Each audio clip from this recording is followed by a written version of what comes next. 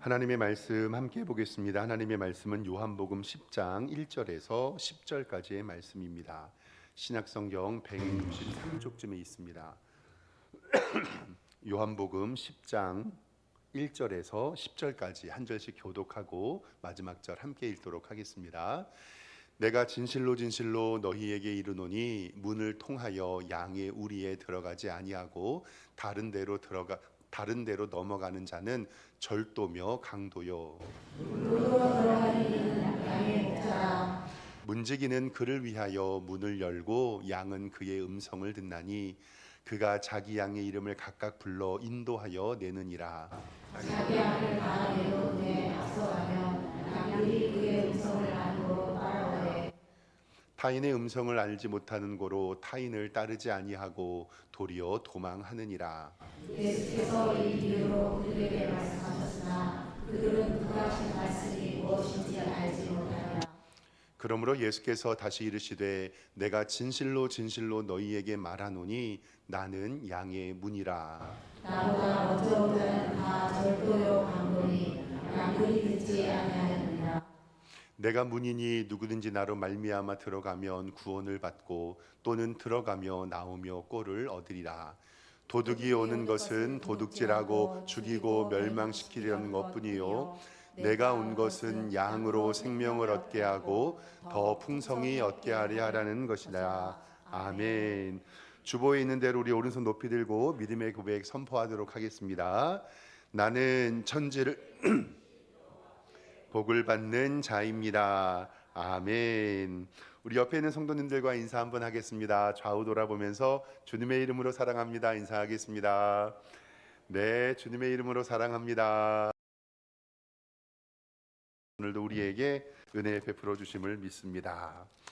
우리 성도 여러분은 시편 23편의 말씀 잘 아시죠?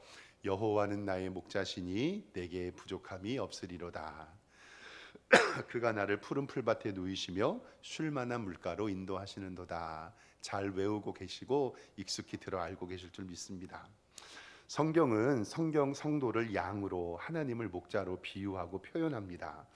양과 목자의 관계를 하나님과 성도의 관계로 묘사합니다. 아마도 일반적인 양의 특징이 우리 성도와 같아서 그럴 것 같아요.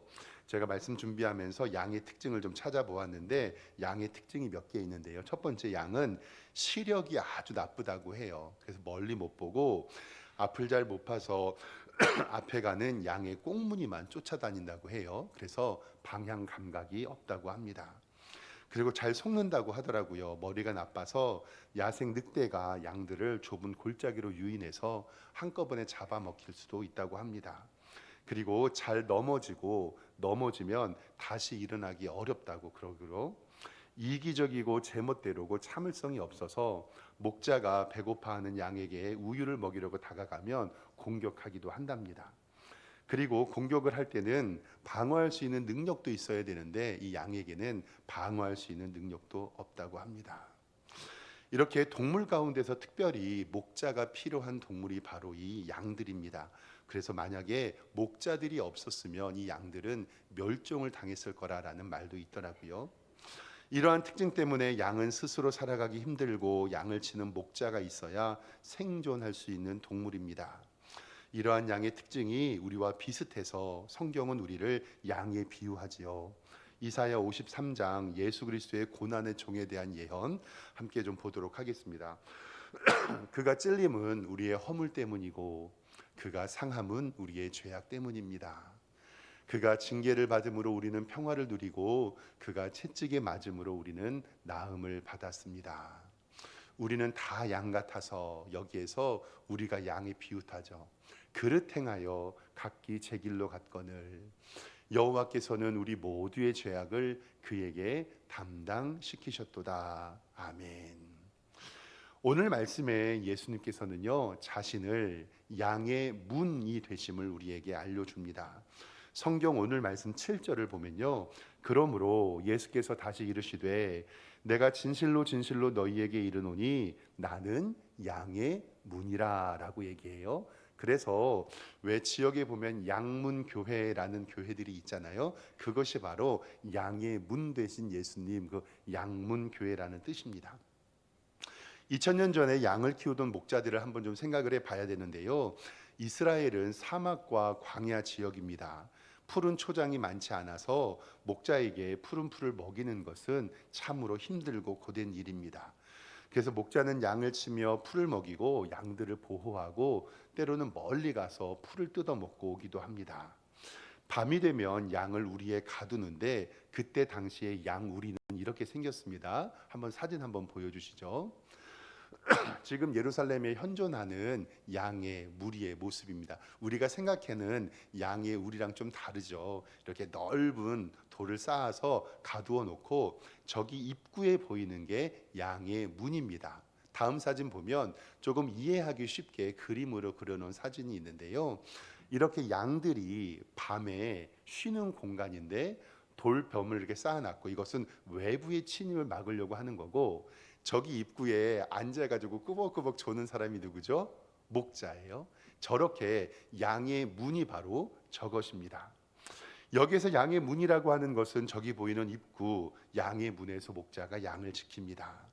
오늘 본문은 예수님을 양의 문으로 이야기하면서 진리를 말씀해 주시는데 몇 가지를 통해서 우리들 오늘도 은혜 한번 나눠보도록 하겠습니다. 첫 번째로 생각해야 될 것은 우리는 이 땅에서 살면서요 절도하고 강도하는 적 그리스도를 항상 조심해야 된다는 사실이에요. 절도하고 강도하는 적 그리스도를 조심해야 됩니다. 얼마 전에 학교에 끝나고 돌아오는 제 딸이 저에게 카톡을 합니다. 아빠, 시온 기독교 선교센터가 뭐예요? 라고 물어봐요. 아빠, 시온 기독교 선교센터가 뭐예요? 제가 딱 보니까 이 말이 좀 이상해요. 그래서 딸에게 야, 이름이 조금 수상하다.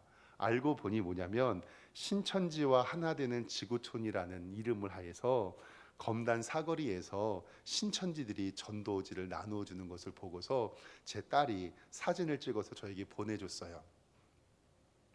뭐 10만 명이나 되는 수료자가 있고 신천지 예수 교회라고 그러면서 제 딸에게 전도지를 줬는데 그래서 저는 제 딸에게 야 이거 보지도 말고 얼른 버려라. 그러니까 딸이 무섭다고 얘기하더라고요.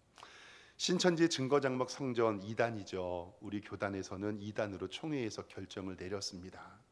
이들이 주장하는 것은요, 기존 교회는 다 가짜고 자신들에게만 구원이 있다고 가르칩니다. 그리고 이만희 그 사람을 재림 예수 성령님이라고 주장하고 요한계시록 7장과 14장에 나오는 14만 4천 명을 문자적 실제적으로 숫자로 믿으며 그 안에 들어가려고 열심히 신앙생활을 합니다. 정말 열심히 전도하는데 그들은 잘못된 열심을 가지고 있지요. 그런데 말세가 다가올수록 이렇게 적그리스도는 출현합니다. 오늘 말씀 요한복음 10장 1절에도 정확히 기록이 되어 있는데요. 보세요. 내가 진실로 진실로 너희에게 이르노니 문을 통하여 양의 우리에 들어가지 아니하고 다른 데로 넘어가는 자는 절도며 강도라. 담 넘어서 구멍 내어서 꼭 이렇게 들어가려고 하는 사람들이 있는데 2절에 문으로 들어가는 이가 양의 목자라라고 우리에게 분명히 말씀합니다. 양을 훔치고 뺏기 위하여 문으로 정당하게 들어가는 것이 아니라 다른 데를 넘어서 양을 훔치는 사람들이 너무나도 많습니다. 그것을 성경은 절도요 강도라고 부릅니다. 그런데 우리가 인정해야 할 것은 뭐냐면 주님 오실 때에 적그리스도 즉 이단과 사이비는 더 많아질 거고요. 우리 주변에서 악한 세력들은 더 증가하게 될 겁니다. 그러니 우리 사랑하는 성도 여러분 꼭 기억하십시오. 양들을 절도하며 강도질하는 세력은 더 많아질 것이니 믿음으로 굳게 서시기를 주님의 이름으로 축원합니다. 예수님께서도 마지막 날에 가까울 때 조심하라고 말씀하셨습니다. 마태복음 24장 14절 말씀에 이렇게 기록합니다. 너희가 사람의 미혹을 받지 않도록 주의하라. 많은 사람이 내 이름으로 와서 이르되 나는 그리스도라 하며 많은 사람을 미혹하겠다. 23절 말씀에 그때에 사람이 너희에게 말하되 보라 그리스도가 여기도 있고 혹은 저기다 있다 하여도 믿지 말아라. 거짓 그리스도들과 거짓 선지자들이 일어나 큰 표적과 기사를 보여 할 수만 있으면 어떤 자들도 미혹하리라. 택한 자들도 미혹하리라. 이 신천지 이 나쁜 사람들은요, 예수님 믿는 사람들만 데리고 가요. 얼마나 나쁜 사람들인지 몰라요. 이렇게 사이비와 이단과 거짓 종교, 유사 종교가 많은 이유는요, 우리가 믿는 기독교, 예수 그리스도를 믿는 이 기독교가 진리이기 때문입니다. 진짜이기 때문입니다. 진짜이기 때문에 우리 주변에 가짜가 이렇게 판치는 겁니다. 앞으로 말세가 가까울수록 우리 신앙인들을 위협하고 절도하며 강도질하는 세력은 점점 많아질 텐데, 정말 사랑하는 성도 여러분, 바른 믿음 지키며 말씀 공부하고 영적으로 깨어 계시기를 주님의 이름으로 축원합니다. 바른 신앙을 가지기 위해서는 결국 말씀의 능력을 의지하는 것뿐입니다. 말씀 안에 바로 서서 든든하게 서 있으면 됩니다. 신학교 수업 가운데 비교 종교론이라는 수업이 있습니다. 여러 가지 종교들을 비교하고 연구하는 건데요. 세상에 있는 어느 여러 가지 종교들을 좀 이렇게 우리 기독교와 비교하는 건데, 여기서 중요한 것은 다른 종교를 비교하기 전에 우리가 먼저 알아야 될 것은 뭘 알아야 되냐면, 내가 믿는 기독교가 어떠한 종교인지를 먼저 알아야 됩니다. 이것은 위조지폐를 감별하는 것과 똑같은데요. 각 나라의 위조지폐 감별사들이 있는데, 그 위조지폐 감별사들은요, 가짜 지폐를 연구하고 가짜 지폐를 조사하는 것처럼 보이지만 그것이 아니라 진짜 지폐를 연구하고 진짜 지폐를 공부한다는 사실이에요. 왜냐하면 진짜 지폐의 특징과 숨어있는 포인트와 숨어있는 진짜를 알고 있다면 가짜는 그냥 구별할 수 있다는 거죠. 지금도 가짜들이 계속 생기는데 가짜들을 연구하다가 시간 다 갑니다. 그러니까 사랑하는 성도 여러분, 진리를 알고 그 가운데 하나님 앞에 바로 서기를 주님의 이름으로 축원합니다. 그래서 진짜를 계속 배우면 어느 순간 가짜를 만지면 딱 알게 되는 거죠. 이거는 가짜다. 교회 안에서 지속적인 말씀 교육과 하나님 앞에 바른 예배만이 우리를 하나님의 은혜 아래 설 수 있다는 것을 기억합니다. 그래서 예수님과 성도의 관계를 오늘 성경은 잘 묘사합니다. 오늘 3절 말씀에 보면요, 3절 말씀에는 문지기는 그를 위하여 문을 열고 어떻게 기록되어 있냐면 양은 그의 음성을 듣나니. 우리 사랑하는 성도님들은 하나님의 음성, 예수 그리스도의 말씀을 듣는 성도 되기를 소망합니다. 그리고 그가 자기 양의 이름을 각각 불러서 인도할 때 자기 양을 다 내놓은 후에 앞서 양들이 그의 음성을 아는 거로 따라오되, 예수 그리스도의 말씀으로 바로 서고 예수님과 동행하며 따라가는 성도 되기를 원합니다. 바른 믿음으로 굳게 서서 목자의 음성에 순종할 때 우리는 강도와 절도에서 벗어나고 양의 문 되시는 예수님께 나아갈 수가 있습니다. 두 번째로 기억해야 할 것은 오늘 말씀의 핵심인데요, 예수님은 생명의 주가 되시는 우리의 구원자라는 사실입니다. 예수님께서 이렇게 양의 목자의 비유를 설명했는데도 제자들이 잘 이해를 못합니다. 그래서 7절 말씀에 예수님께 성경 보면, 그러므로 예수께서 다시 이르시되 내가 진실로 진실로 너희에게 말하노니 나는 양의 문이라. 나보다 먼저 온 자는 다 절도요 강도니 양들이 있지 아니하는 문이라. 9절 말씀이 핵심인데요, 내가 문이니 누구든지 나로 말미암아 들어가면 구원을 받고 또는 들어가서 나오며 그 꼴을 얻으리라. 우리는 믿음으로 고백하고 알 것은 예수 그리스도를 믿어야 구원을 받는 것입니다. 사랑하는 성도 여러분, 예수님 말고는 구원이 없습니다.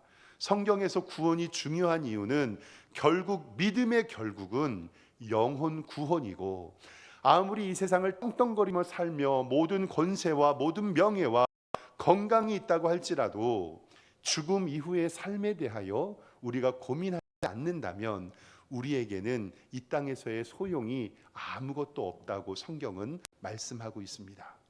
베드로전서 1장 9절은 우리가 믿음을 그렇게 강조하는데 믿음의 결국은 곧 영혼의 구원을 받음이라. 즉 우리가 구원받지 못하면 믿음도 소용없다는 거예요. 10절에 이 구원에 대하여는 너희에게 임할 은혜를 예언하던 선지자들이 연구하고 부지런히 살펴서 자기 속에 계신 그리스도의 영이 그 받으실 고난과 후에 받으실 영광을 미리 증언하여 누구를 또는 어떠한 때를 지시하는지 상고하니라. 아멘. 즉 하나님을 믿는 믿음만이, 예수 그리스도의 십자가와 부활을 믿는 믿음만이 우리의 영혼을 구원해 준다고 성경은 우리에게 말씀하고 있습니다. 우리는 그렇게 믿음을 강조합니다. 그런데 영혼이 구원받지 못하면 우리는 이 세상을 살아가는 아무 의미가 없습니다.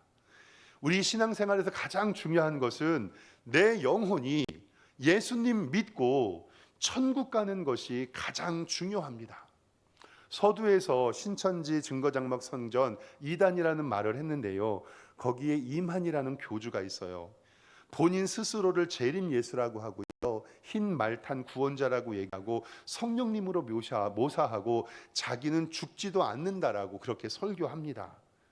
그런데 여기서 중요한 게 하나 있는데 뭐냐면요, 그 사람이 나의 구원을 위해서 해준 일이 무엇인가예요. 그 사람이 나의 구원을 위해서 해준 것이 무엇인가. 이 세상에는 많은 종교가 있습니다. 그 많은 종교를 바라보면서 세상의 성인이라고 이야기하고 많은 종교의 리더라고 하는 사람이 나의 구원을 위해서 무엇을 해주었냐, 이것이 굉장히 중요한 믿음의 조건이라는 사실입니다. 사랑하는 성도 여러분, 이 세상 살다가 죽으면 정말 모든 것이 끝입니까? 그냥 다 없어지고 마는 것입니까? 육적인 우리의 삶이 맞춰지면 다 그냥 끝나는 것입니까? 영적인 삶은 존재하지 않는 것입니까? 에이 목사님, 죽음 이후의 삶을 어찌 아십니까? 목사님 죽어보지도 않으셨잖아요. 죽어보지도 않았으면서 어찌 아신대요? 그런데 성도 여러분, 자연의 섭리와 자연의 법칙을 보면 우리는 죽음 이후에 세계가 있다라는 것을 알 수가 있습니다. 그것이 바로 창조의 섭리입니다. 복음을 설명할 때 자주 드리는 말씀인데요, 10번이고 100번이라도 또 들으셔야 됩니다. 어르신들이, 우리의 부모님들이, 손 윗 사람들이 죽임을 당하면 우리는 이렇게 표현하죠. 아버님께서, 어머님께서 돌아가셨다, 이 표현을 씁니다. 즉 죽음에 관한 높임말이 돌아가셨다라는 표현입니다. 돌아왔다라는 말은 출발한 장소가 있기 때문에 최후의 장소에서 돌아간다라는 뜻이거든요. 그러니까 저는 우리나라 사람들이, 어른들이 죽임을 당했을 때 돌아가셨다라는 말이 굉장히 성경적이고 이 사후의 세계에 대한 믿음이 그 가운데 저는 있었다고 생각을 합니다. 사랑하는 성도 여러분, 사람이 죽으면 어디로 돌아가게 됩니까? 그 우리의 출발지가 어디입니까? 우리의 몸은 크게 육체와 영혼으로 구분합니다. 우리의 육체에서 영혼이 떠나는 것을 우리는 죽음이라 하고 돌아가셨습니다 라고 표현합니다. 생명이 가치가 있는 것은 바로 영혼이 우리 몸뚱아리에 붙어 있을 때 우리의 몸이 가치가 있습니다. 영혼 없는 몸뚱아리는 그냥 시체일 뿐입니다. 우리는 하나님이 세상을 창조하신 것을 믿습니다. 믿음의 기본입니다. 하나님이 사람을 만드시고 그 재료를 무엇으로 사용하셨냐면 흙으로 우리를 빚어 주셨습니다. 다른 모든 피조물은 말씀으로 지으셨는데 유일하게 딱 하나, 하나님의 형상을 닮은 사람만 흙으로 직접 빚어 만드시고 그 코에 생기, 생명, 영혼을 불어 넣어 주셨습니다. 그래서 사람이 됩니다.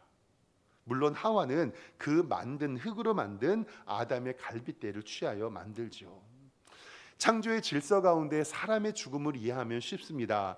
창조한 곳, 사람이 죽게 되면 그 시작한 곳으로 돌아가는 것입니다. 흙으로 만들어진 우리 몸뚱아리는요, 육체는 죽으면 흙으로 돌아갑니다. 이것은 만고불변의 진리입니다. 성경의 시편 기자도 우리의 인생을 이렇게 말합니다. 시편 90편 9절입니다. 우리의 모든 날이 주의 분노 중에 지나가며 우리의 평생이 순식간에 다하였는데 우리의 연수가 70이고 강건하면 80이라도 그 연수의 자랑은 수고와 슬픔뿐이다. 우리의 인생이 신속하게 가니 우리가 날아간다.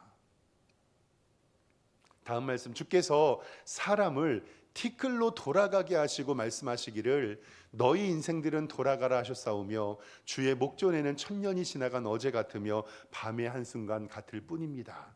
전도서 말씀에도요, 다 흙으로 말미암았으므로 다 흙으로 돌아가니 다 한 곳으로 가거니와 인생들의 혼은 위로 올라가고 흙은 여전히 땅으로 돌아가고 영은 그것을 주신 하나님께로 돌아가기 전에 기억하라.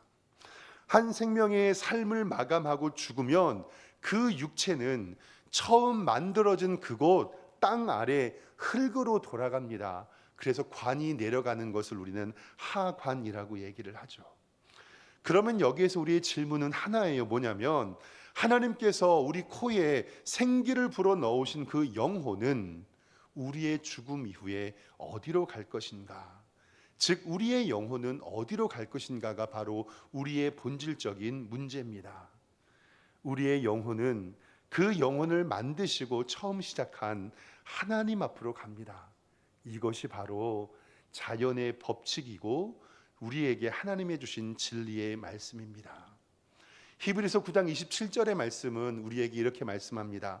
한 번 죽는 것은 사람에게 정하신 것이요 그 후에는 심판이 있으리니. 이 심판이 있다라는 말은 우리의 영혼이 하나님 앞에 서게 된다는 말이고, 요한계시록 7장 10절에 큰 소리로 외쳐 이르되 구원하심이 보좌에 앉으신 우리 하나님과 어린 양에게 있도다라는 이 말씀은 우리의 구원이 하나님의 아들 예수 그리스도에게 있음을 우리에게 말씀하고 있습니다.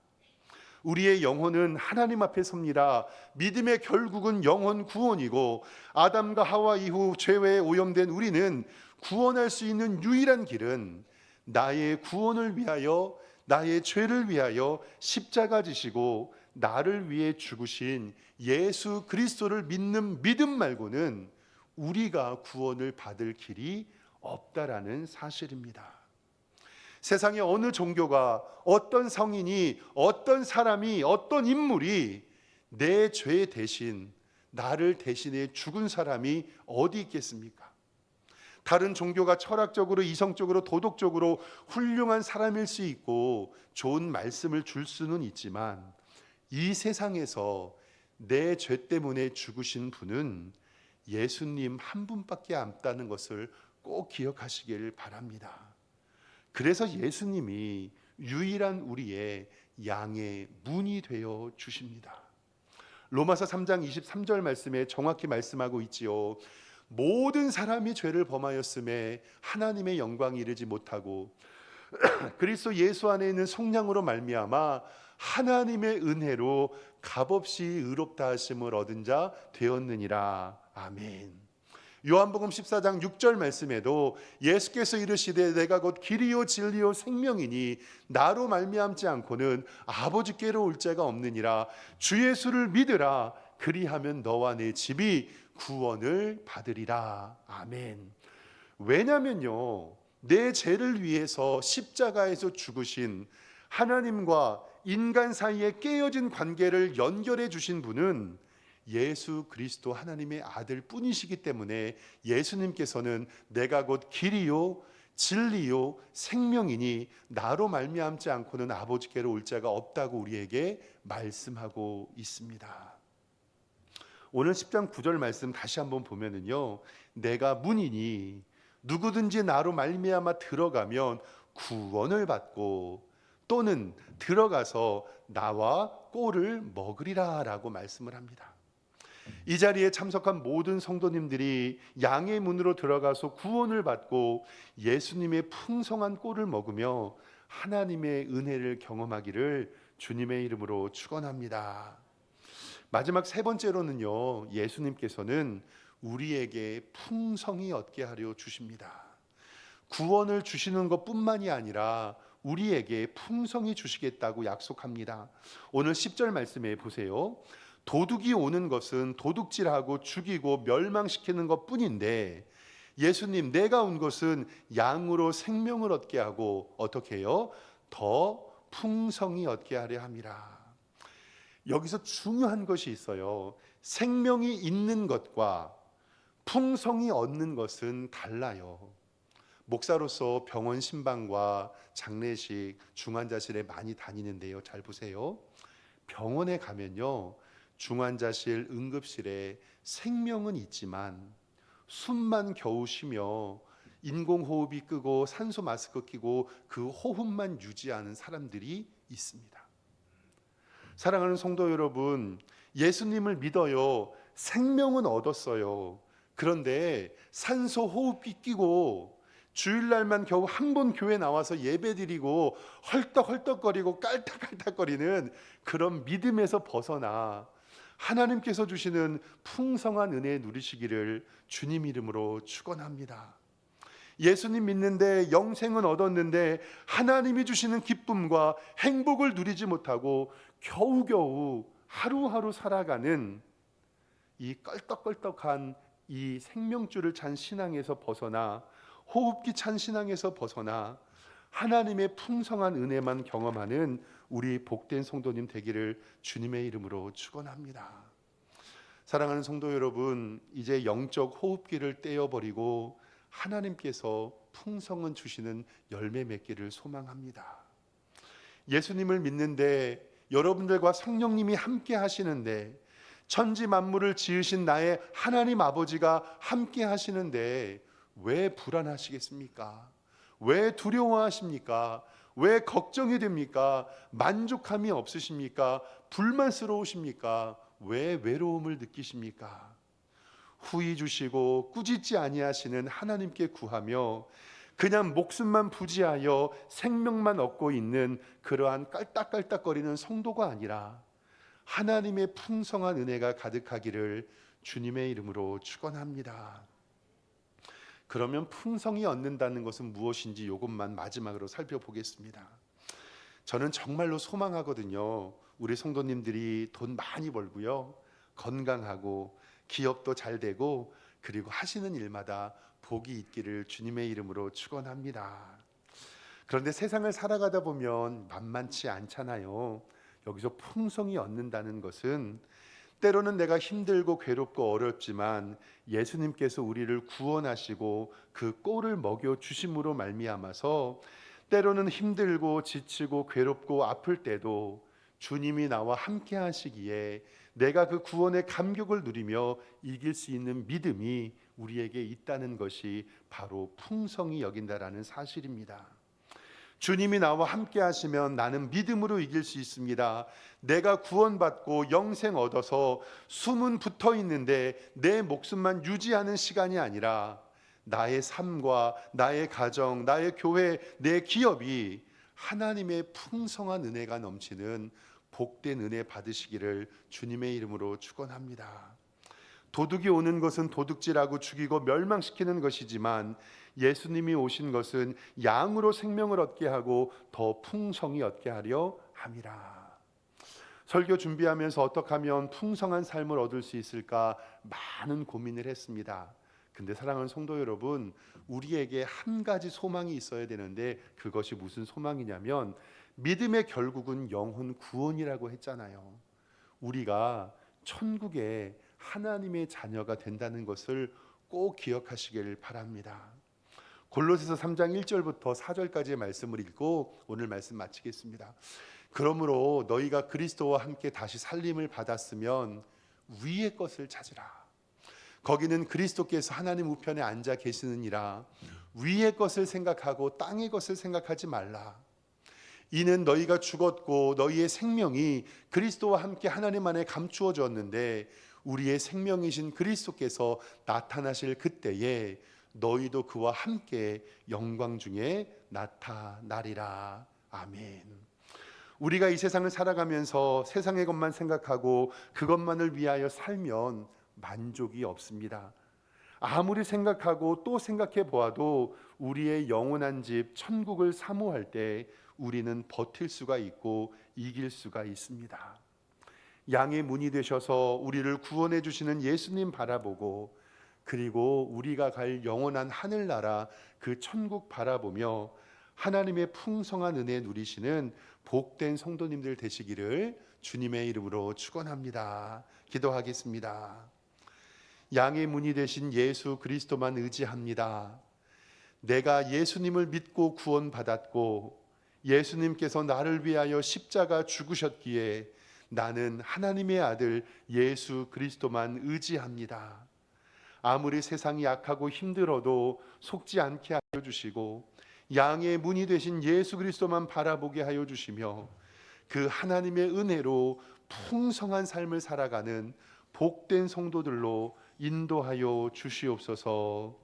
예수 그리스도의 이름으로 기도드리옵나이다. 아멘.